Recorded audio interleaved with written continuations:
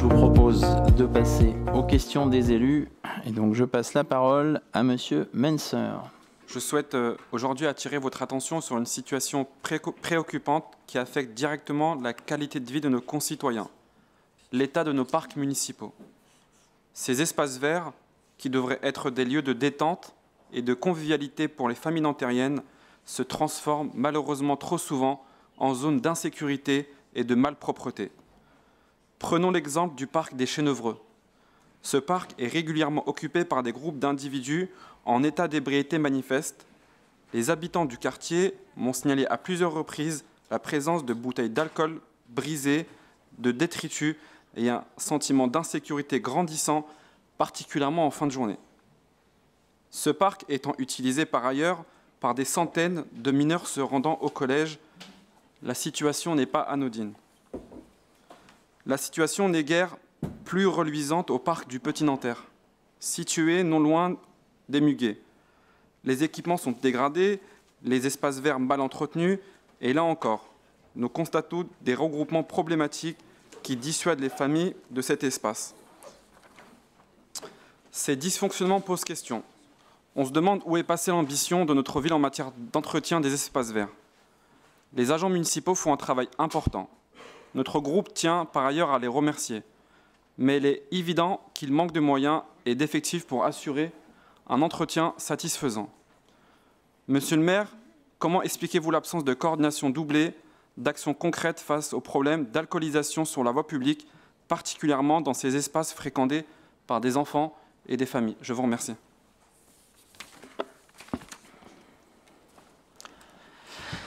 Merci Monsieur Menser de nous détailler, comme vous en avez assez souvent l'habitude, ce que nous faisons souvent déjà à Nanterre, et de nous donner l'occasion de rappeler dans cette assemblée ce que la ville met en place pour assurer la gestion de ces espaces verts. Les parcs et jardins municipaux jouent un rôle essentiel dans la qualité de vie des habitants de Nanterre. Ce sont des espaces de détente, de loisirs, et souvent les seuls lieux de jeu pour de nombreux enfants. La municipalité est pleinement consciente des enjeux liés à leur entretien et à leur sécurisation. Concernant l'entretien des espaces verts, la ville gère aujourd'hui plus de 102 hectares, une surface qui a augmenté de 5% depuis 2019. Cette évolution s'inscrit dans notre volonté de végétaliser la ville malgré des contraintes budgétaires croissantes.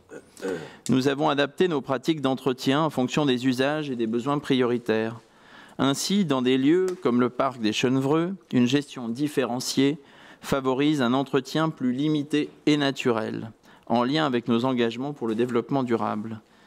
Dans des espaces à forte valeur esthétique, comme le parc des anciennes mairies, des pratiques plus actives sont privilégiées pour garantir leur attractivité.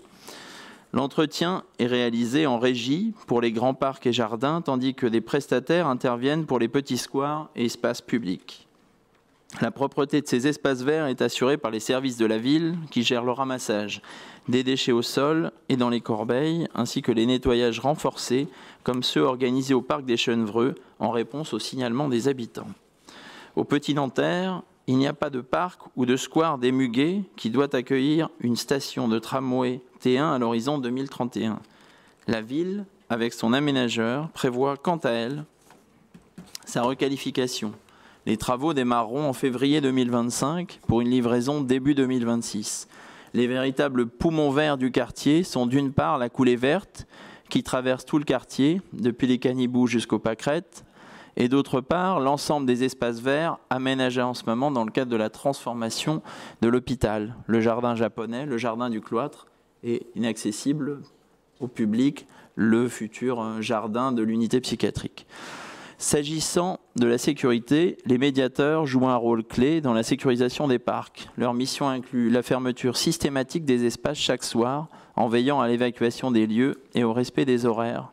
Pour rappel, à 19 h l'hiver et 21 h l'été, voire des dérogations pendant les périodes de forte chaleur.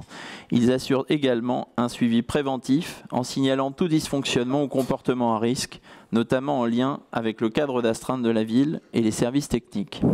La police municipale intervient pour prévenir les incivilités et apporter une réponse rapide en cas de trouble. Ces actions conjointes contribuent à renforcer la tranquillité publique et à préserver également la sécurité des usagers. Des efforts spécifiques ont également été déployés pour limiter les intrusions et améliorer la tranquillité publique.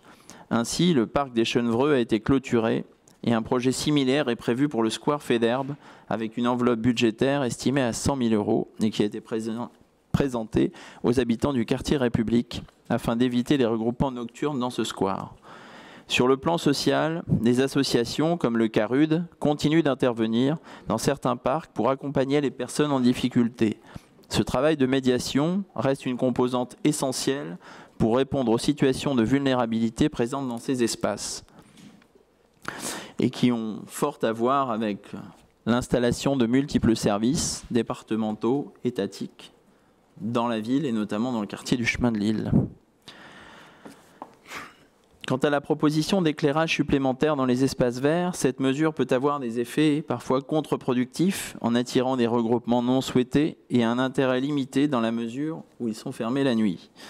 Enfin, les deux grands parcs départementaux du Chemin de l'Île et André Malraux sont, comme leur nom l'indique, entièrement gérés par les services du département qui appliquent une politique également en faveur du respect du développement durable et permettent de nous offrir à toutes les Nantériennes et tous les Nantériens d'autres lieux d'accueil végétalisés, verts pour se rafraîchir, notamment pendant les périodes estivales. La municipalité reste, elle, pleinement mobilisée pour préserver et améliorer les parcs et jardins de Nanterre, malgré, je le rappelle à nouveau, les contraintes budgétaires fortes qui pèsent sur la ville.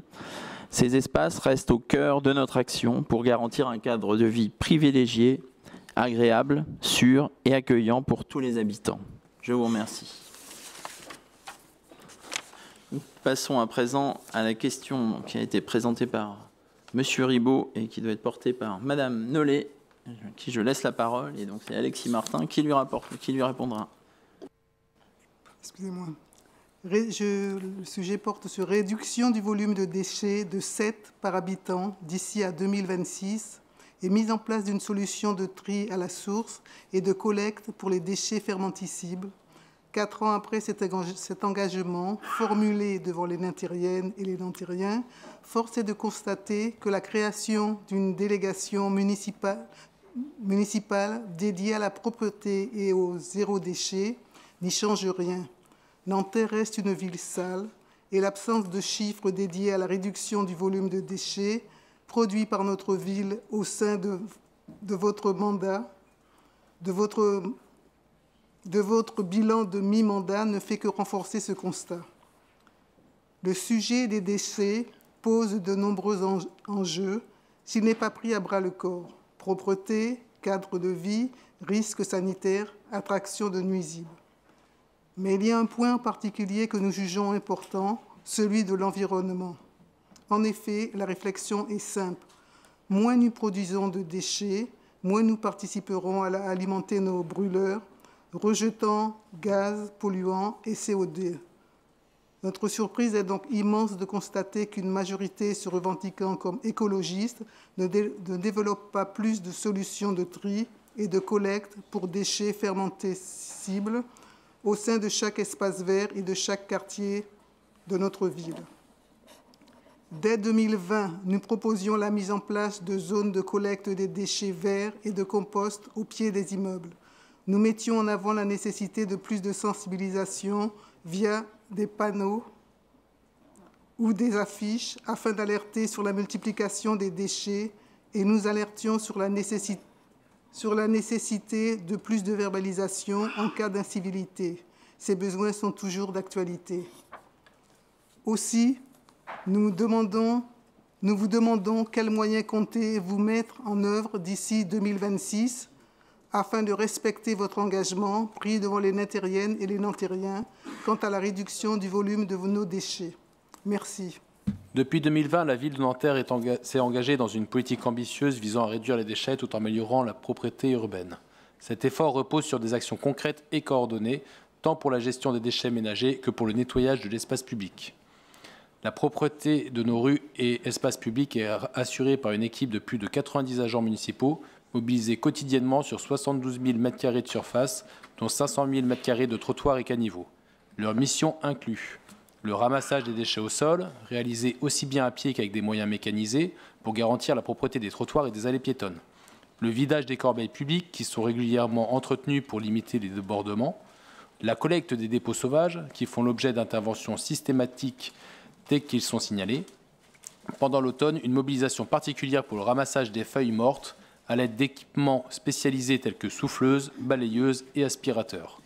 En 2023, ces efforts ont permis de collecter 3 560 tonnes de déchets abandonnés sur l'espace public, un chiffre en légère baisse par rapport à 2022, où il y avait 3 649 tonnes. Ce résultat témoigne d'une amélioration progressive de la situation, bien que certaines zones nécessitent encore une vigilance accrue. Cette diminution d'un peu moins de 100 tonnes est le fruit d'actions de sensibilisation, notamment sur la prolifération des nuisibles. Pour répondre aux incivilités, la ville a également intensifié ses mesures de contrôle et de dissuasion. En 2023 et 2024, 26 mises en demeure ont été adressées à des gestionnaires pour mauvaise gestion des déchets et des actions de sensibilisation ciblées ont été mises en place. En parallèle, la municipalité poursuit ses efforts pour réduire la production de déchets à la source.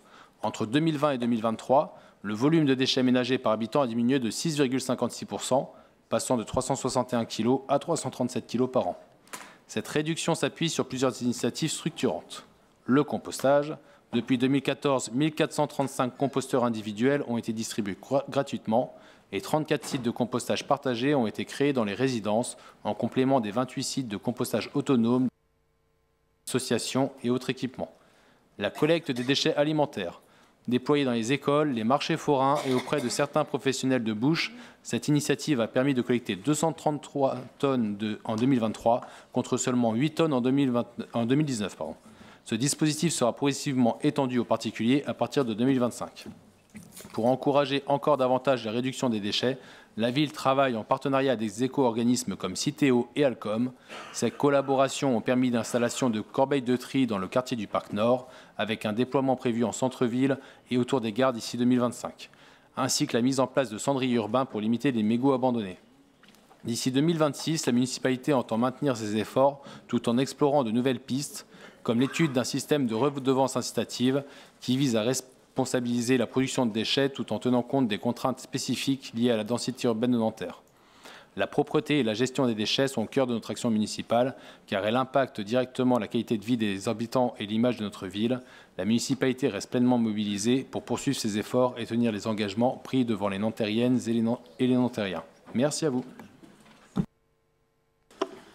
Merci Alexis, je vous remercie. Le conseil municipal est à présent terminé. Je vous donne rendez-vous le 10 février 2025. Je vous souhaite à toutes et tous de bonnes fêtes de fin d'année et je vous dis à l'année prochaine. Merci,